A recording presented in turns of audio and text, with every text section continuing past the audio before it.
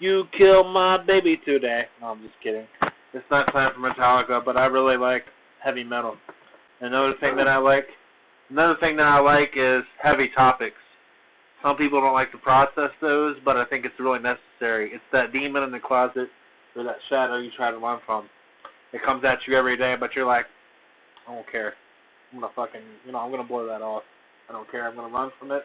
I'm going to do whatever it takes. I'm going to eat pills, smoke a cigarette, take drugs, whatever. I'm going to watch YouTube videos. I'm not going to deal with it. So much. I'm not going to deal with that. That's just that thing. You've been there and you've done that. and you need to share how you've overcome that. Yeah, that's the whole point. That's the point of this video, is that I want to say that I've been through so much, and now that I look at all my friends, and all my connections, that, like, I got a message of hope and inspiration for you. Because I've been there myself. I know. When I look at all my friends and they're going through struggles. Yeah, she's right. When I look at my friends and I feel the struggles they're going through, I see myself. I see how I was so many years ago. Francisco and Michael.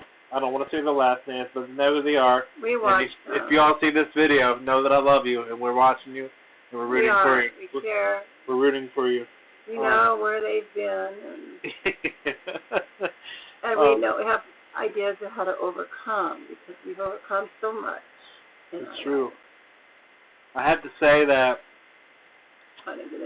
I was so many years ago, I was really dependent on some kind of substance to take me out of my body because the traumas and issues I had to face were too much for me.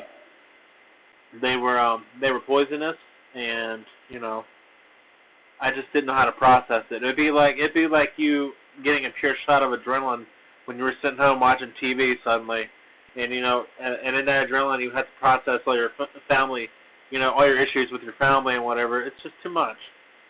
It took me many years to get over that, and now I have a message of healing and hope for everybody else that suffers due to bad home issues or whatever, family, past life.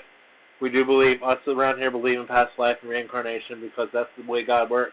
God will not just give you one lifetime. God will give you a succession of lifetimes. It's not like that. God will let you work it out, because love is the ultimate patient thing. Love is ever present. Love is the ultimate patient thing. It's not going to say, you fucked up, you're done, you go to hell. It's not like that. God will say, you got grace, you got forgiveness now. But what are you going to do to work that out? Your grace and your forgiveness is not a ticket to just do whatever you want and be lazy and not work this out. With any problem you have, that's how it works. I have to think of it like a Hindu, like, are you going to be an animal or this or that? Just think in your lifetime how many times you've had forgiveness from somebody, and after you had that, you thought differently, or, you had different emotions, and you thought, wow, I can really change. That's what we're talking about when we say reincarnation. That's the real reincarnation, not some doctrine of animals and God. Buddhism, right? Yeah. Since what year? I've been studying Buddhism and practicing for about 15 years. Do you think total. that helped you to overcome? Majorly, because I met many people that forced me to face myself. I thought that I would find the answers in them, but instead I left them finding out that I had to face myself. And myself at that time wasn't too pretty. Myself at that time was rather demonic. When I say demonic, I mean challenged, emotionally challenged, in turmoil, back then. Because I had things that I didn't know I had to realize. They taught me to face myself. You know what I mean? That's how it was. They taught me to face myself. Mm-hmm. And in myself I could find the answers. But when I saw them, the only real immediate benefit that I had hanging around with them was I realized that we were all one. All the people in the house that we were having our session in together, our whatever you want to call it, our meeting. I just realized I was one with them. And upon leaving that guru's presence, all I thought about was my own issues, because I didn't know anything else. And I had to process that. It just brought it up and made it really clear. And that's what any spiritual teacher does. You don't walk away not having to think about and do the homework. No, you got homework when you leave, like any university or good school. Mm-hmm. You got work you got to do later on. That's how school is. You don't leave not having to face that. So, why don't you explain how you overcame the addiction? substances. Well, How did you do it? as far as addictions and substances, I You decided. don't need to know how. Yeah, I understand. There's a lot of people that are running away, that are doing, taking medications or pharmaceuticals or something you order on the internet or whatever it is. Somebody passed it to you and you bought it. I don't judge you, but I do want you to know that I've been through this. I did 30-some drugs in my life that were all recreational. There was no need for me to do that, but I chose to do it because I wanted to find out what that rabbit hole was really about. As I got older, I decided that, hey, this is going to take a toll on my health and my well-being. This is going to degenerate my spirit. I can't do this anymore. I've gotten the value I'm going to get out of this. And I learned that order has its place. Chaos has its place. A healthy body and a healthy mind is better than a sick body and a sick mind. You have to find out what works for you and realize that it doesn't matter what place you have in society. You can be healthy. All it involves is 5 minutes or 10 minutes of time with yourself every day. But you have to be honest. You have to realize, where you're at in your progress. You don't have to be some saint. You don't have to be the lowest member of society. It's not about that. You just be you. You're wherever you fit in. And being honest with yourself will release so much stress and burden from yourself and regret that you won't feel that you're stressed to do drugs anymore. You actually sit back and be like, I'm okay. I'm okay with me. I am who I am, and I don't need validation for that. I know who I am. So then when you talk to people after that, your relationship with them has changed because you've changed in yourself. You don't seek validation like you would normally, because you're worrying about, shit, how do they see me, oh, I'm so anxious, oh, shit, I'm shy. None of that doesn't come up eventually when you've been working for yourself for a while and healing. It's a very important process. And how does meditation and mantra help you? Well, is it an alignment with the demigod, the main Christ consciousness? How did it work for you, the chanting, meditation, and the Buddhist philosophy? It felt like when I chanted that a vibration, or it was coming to get like that Spidey sense, like the Spider-Man in the movies, we'll get a tingling in my nerves and in my body that something was working on my behalf so that I could heal and get better. I didn't really focus too much on what it was. I just knew that it felt benevolent. It didn't feel like it was going to hurt me or it had some agenda to screw me up later in return for trying to help me. So I went with that. I was like, okay, this feels right for me. And I just practiced meditation for a while and chanting Tibetan Buddhist mantras. And, so many years later, when I finally realized the effects of what I was doing, I had been so profoundly transformed in a positive direction that I didn't even know the old person.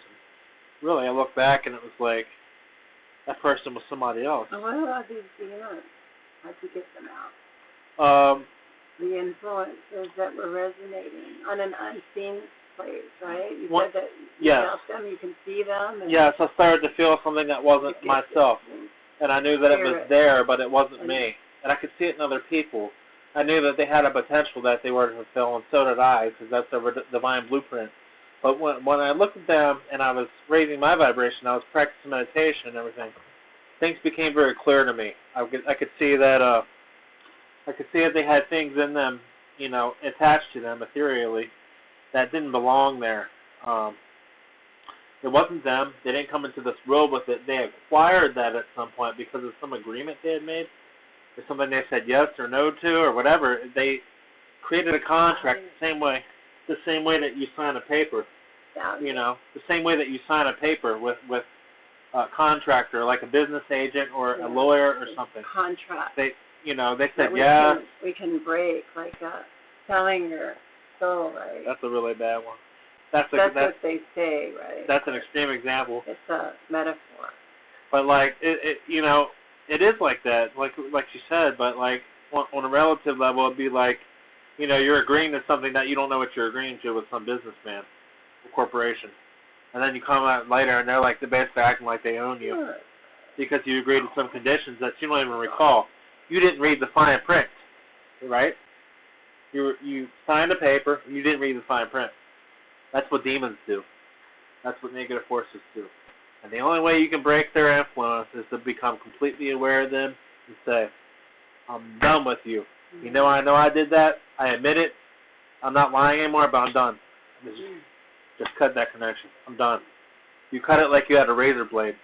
That's why in Buddhism they call the purba wrathful, the dagger, the spiritual dagger. Yeah, to show the purba and what it does. This is a purba. It has faces that look demonic, but it's like if Jesus got super pumped up and said and showed the demons what they look like, and said, "Look, this is what you look like. I'm so mad. I'm like greater. Have a greater awareness than you. And I'm gonna show you what you look like. I'm gonna show you so completely that you're gonna be terrified of me and run away. Because my wisdom is enlightened, my heart is enlightened, and I show you righteous fear and terror. You will leave this person alone. You will leave their vessel. That's real exorcism, And that's what that symbolizes. That's why the faces look scary, because God had to assume a force or a face that looks scary. You give it a close up so they can see the face. See how scary that looks? It just looks like it's gonna bite you or scream. It's an enlightened. It's an enlightened anger. It's not like somebody that's just screaming and complaining for no reason. It's like a mother that saw her kid walking into a dark field and didn't know what weirdos and strangers. Yeah, we're hanging out in that field, and it's like, no, don't let your kid go out there. And then she would be like this, Mama protect. What's that do? The prayer bell there? The prayer bell? Is this here? It's influence eventually. Maybe this not is immediately. This is one of my Buddhist practices because it's a tradition I felt worked for me. It could be different for everybody, but I've seen Jews also adopt this as a practice. It's called a prayer wheel. And what this means is that this is the capsule. And if I open this, look inside. There are prayers in there. See? Many. Lots of prayers wrapped up inside around the spindle. The spindle is like the axis of your body, like your spine going up. And this is your head. Okay, so the prayers are wrapped around your spine, around your body. You're turning this, and that's also the road center. Imagine the earth as a closed system with an axis. Yeah. I spin this, and all the prayers are going through me, and they're going back out into the universe for all beings, for peace and happiness. There's a mantra written in here. It means, Om Mani Padme Hum. It means, hail to the jewel and the lotus for the essence of compassion.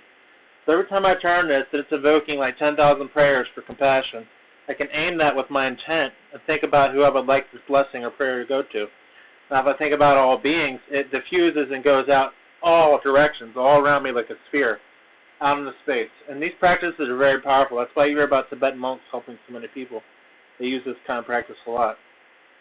You've had a lot of prayer wheels since you were a teenager, right? I went through like 15 of them. I actually used them so much that I burnt them out. They collapsed or rod worn out. Or, I traveled months and months and months because when I was younger, I had a firm determination towards evolution. I knew that there was something I needed to do, and I followed that. Very much so.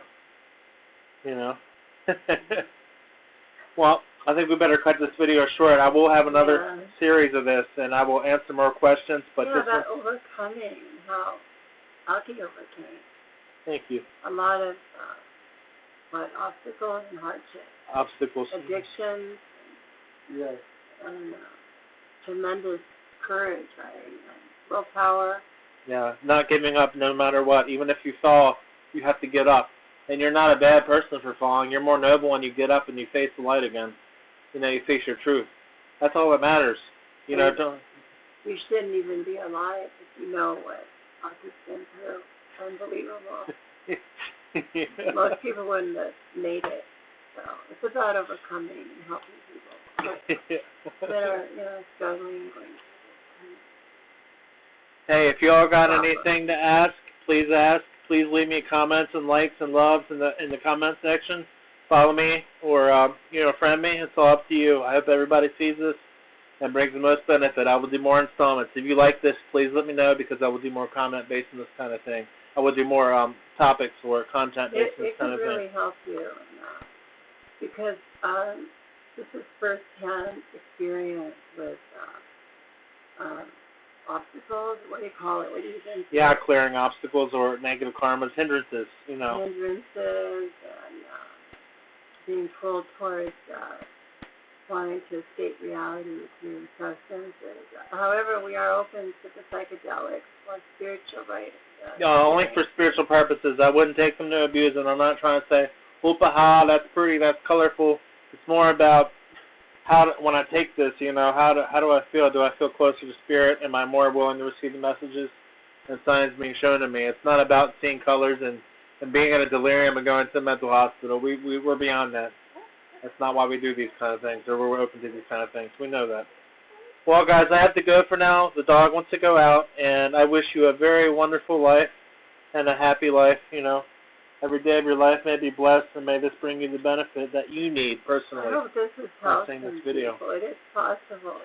People, statistics say you don't survive the kind of abuse, right, that you've been through. But they say you don't, true. but it's not true. I'm still a living proof. There are examples of that. Survival. All right, guys, take care. I love you.